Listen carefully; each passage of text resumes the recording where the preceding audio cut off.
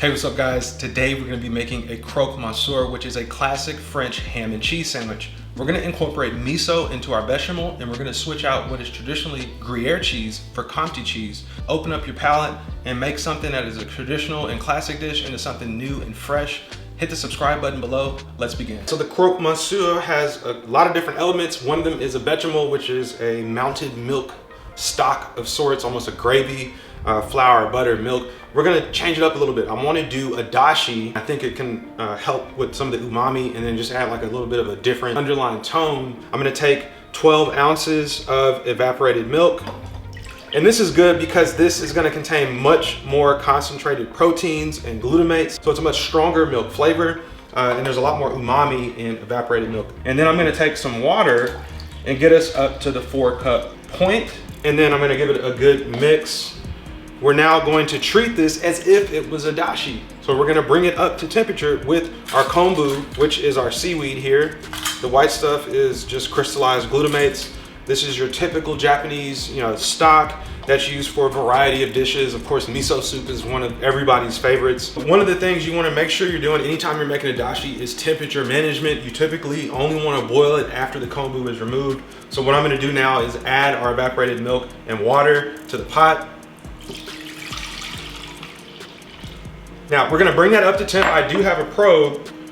I wanna bring that up to 195.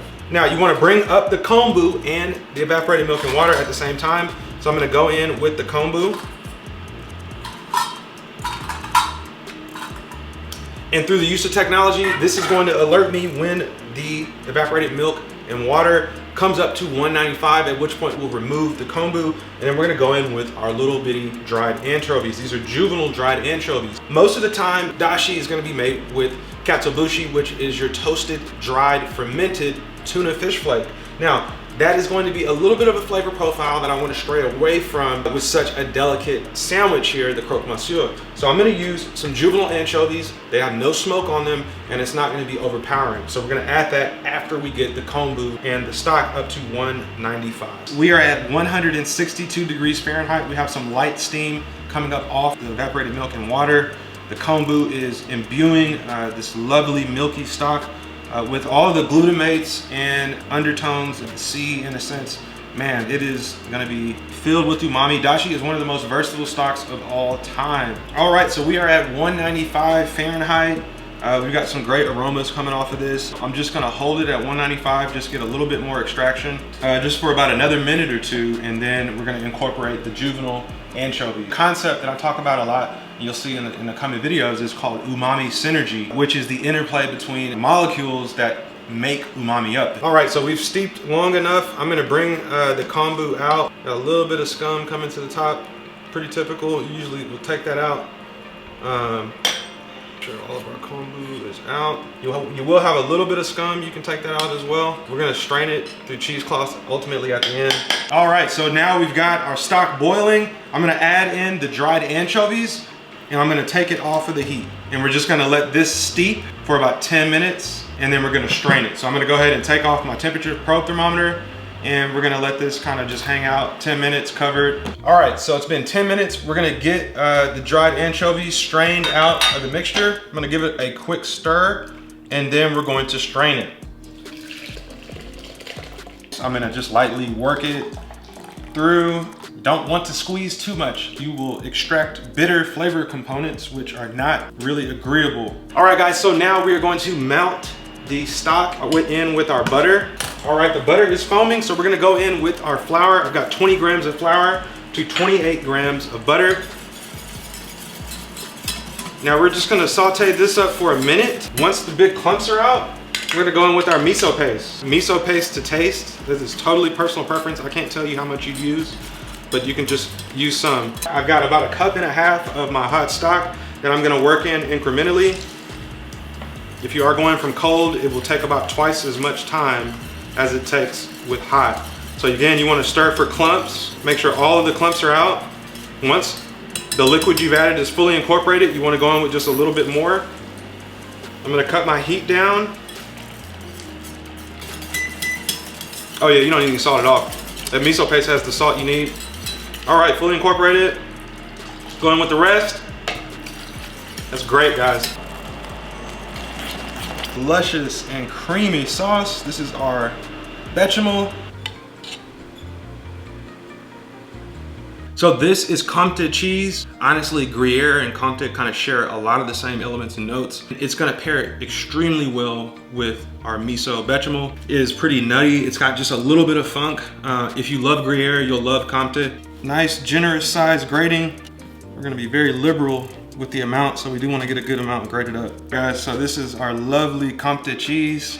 All right, really important element on your croque monsieur is making sure that your bread is toasted. If you just put this soft bread and then apply the sauce and the cheese and the ham, it's just gonna be a soggy mess. And so if you don't take the time to spend 10 to 12 minutes toasting each side of this bread, nothing to where you'd see color, but enough to where you can have the bread firm up enough in texture to be able to sustain all of the stuff that you're gonna put on it, it'll make the biggest difference ever between the stuff that you've had at stores that's soggy and falling all over the place and something great that you can make here at home.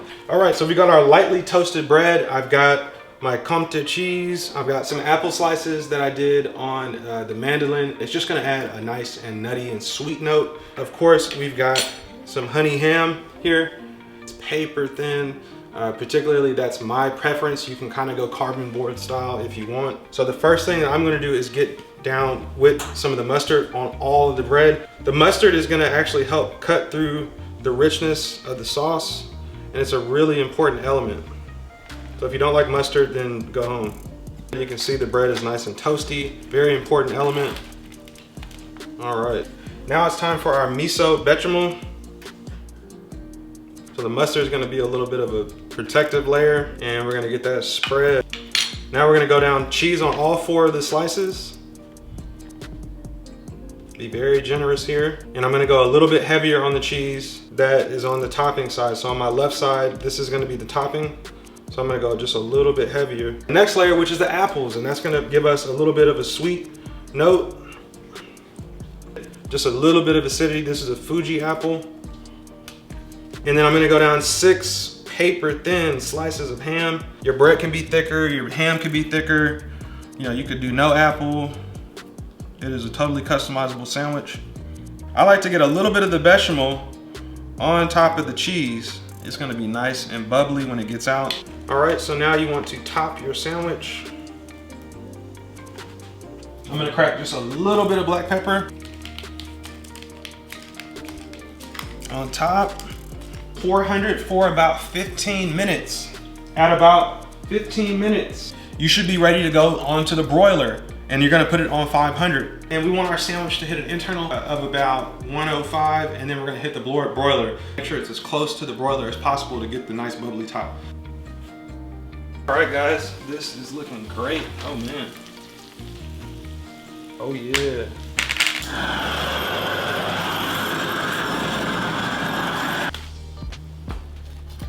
Nice and toasty on that bottom. That's exactly what you want. Nice and melty on the top. It's like the best ham and cheese you've ever had. The miso and the dashi elements are not overpowering. Everything is just sort of providing a great backbone to the cheese. It's a supporting cast, right? It's nothing is overpowering the other. The star is the ham and the cheese. The mustard cutting through the richness of the cheese and the fattiness of the ham. Look at that cheese curd. And our bread is crispy. That's a major key. You don't want that soggy bread. So for more recipes like this, hit the subscribe button below. We have many more adventures to come.